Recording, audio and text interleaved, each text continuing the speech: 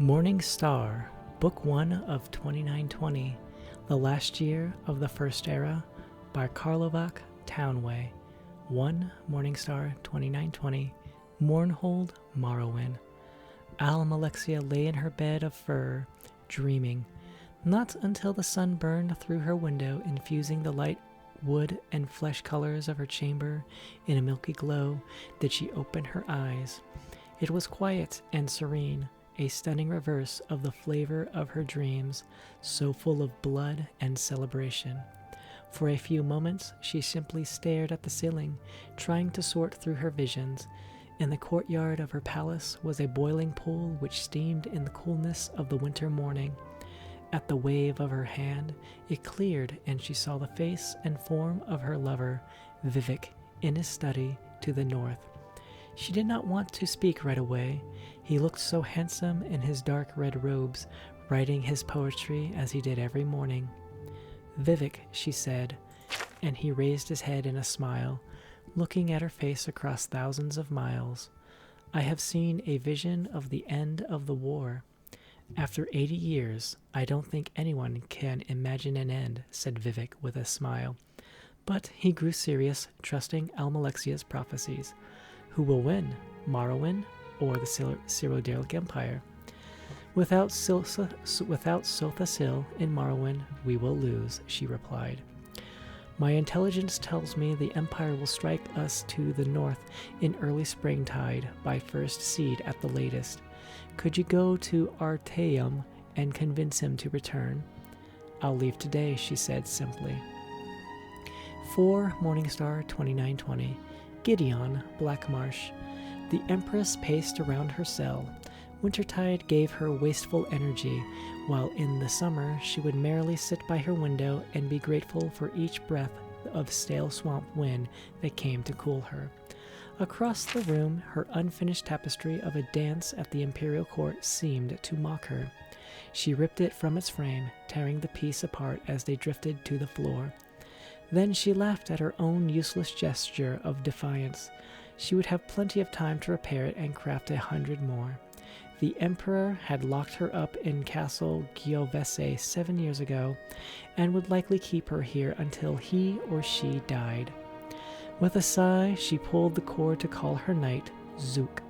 He appeared at the door within minutes, fully uniformed as befitted an imperial guard.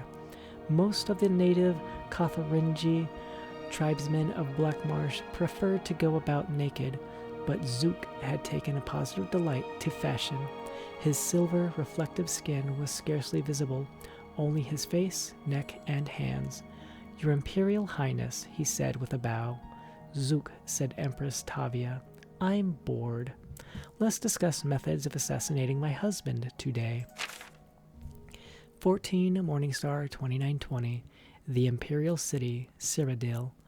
The chimes proclaiming South Wind's prayer echoed through the wide boulevards and gardens of the imperial city, calling all to their temples.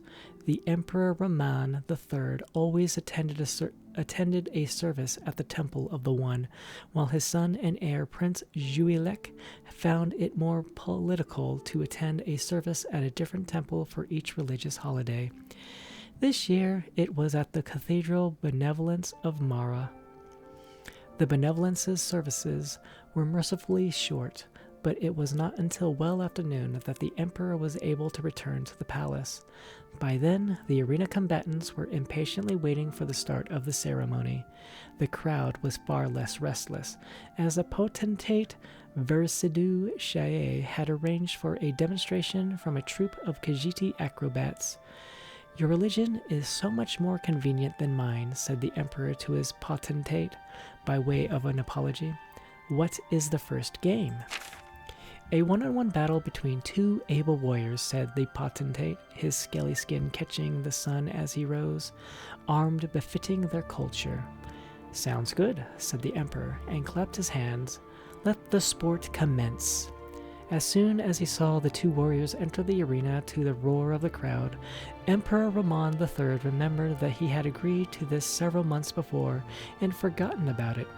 One combatant was the potentate's son, Savrien Chorok, a glistening ivory yellow eel gripping his katana, and wakizashi with his thin, deceptively weak-looking arms. The other was the emperor's son, Prince Juelek, in ebony armor with a savage orcish helm, shield, and longsword at his side. "This will be fascinating to watch," hissed the potentate, a wide grin across his narrow face.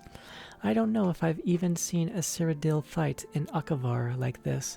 Usually it's army against army. At last we can settle which philosophy is better, to create armor to combat swords as your people do, or to create swords to combat armor as mine do." No one in the crowd, aside from the few scattered Akavari counselors and the potentate himself, wanted Severian Chorok to win. But there was a collective intake of breath at the sight of his graceful movements. His swords seemed to be a part of him, a tail coming from his arms to match the one behind him. It was a trick of counterbalance, allowing the young serpent man to roll up into a circle and spin into the center of the ring in offensive position. The prince had to plod forward the less impressive traditional way. As they sprang at each other, the crowd bellowed with delight. The Akavari was like a moon in orbit around the prince, effortlessly springing over his shoulder to attempt a blow from behind. But the prince whirled around quickly to block with his shield. His counterstrike met only air as his foe fell flat to the ground and slithered between his legs, tripping him. The prince fell to the ground with a resounding crash. Metal and air melted together as Severian Chorok rained strike after strike upon the prince, who blocked every one with his shield. "We don't have shields in our culture," murmured Versidou Chaye to the emperor. "It seems strange to my boy, I imagine. In our country, if you don't want to get hit, you move out of the way." When Severian Chorok was rearing back to begin another series of blinding attacks, the prince kicked at his tail, sending him falling back momentarily. In an instant he had rebounded, but the prince was also back on his feet. The two circled one another until the snake man spun forward, katana extended. The prince saw his foe's plan and blocked the katana with his longsword and the wakizashi with his shield. Its short punching blade impaled itself in the metal, and Severian Chorok was thrown off balance. The prince's long blade slashed across the Akavar's chest, and the sudden intense pain caused him to drop both his weapons. In a moment, it was over. Severian Chorok was prostrate in the dust with the prince's longsword at his throat. "The game's over," shouted the emperor, barely heard over the applause from the stadium. The prince grinned and helped Severian Chorok up and over to a healer. The emperor clapped the potentate on the back, feeling relieved. He had not realized when the fight had begun how little chance he had given his son at victory. "He will make a fine warrior," said Versidou Chaye, "and a great emperor." "Just remember," laughed the emperor, "you Akavari have a lot of showy moves, but if just one of our strikes comes through, it's all over for you." "Oh, I'll remember that," nodded the potentate. Ramon thought about that comment for the rest of the games and had trouble fully enjoying himself. Could the potentate be another enemy, just as the empress had turned out to be? The matter would bear watching. 21 Morningstar, 2920, Mournhold, Morrowind. "Why don't you wear the green gown I gave you?" asked the Duke of Mournhold, watching the young maiden put on her clothes. "It doesn't fit," smiled Turala, "and you know I like red." "It doesn't fit because you're getting fat," laughed the Duke, pulling her down on the bed, kissing her breasts and the pouch of her stomach. She laughed at the tickles, but pulled herself up, wrapping her red robe around her. "I'm round like a woman should be," said Turala. "Will I see you tomorrow?" "No," said the Duke. "I must entertain Vivek tomorrow, and the next day the Duke of Ebonheart is coming. Do you know, I never really appreciated Almalexia and her political skills until she left." "It is the same with me," smiled Turala. "You will only appreciate me when I'm gone." "That's not true at all," snorted the Duke. "I appreciate you now." Turala allowed the Duke one last kiss before she was out the door. She kept thinking about what he said.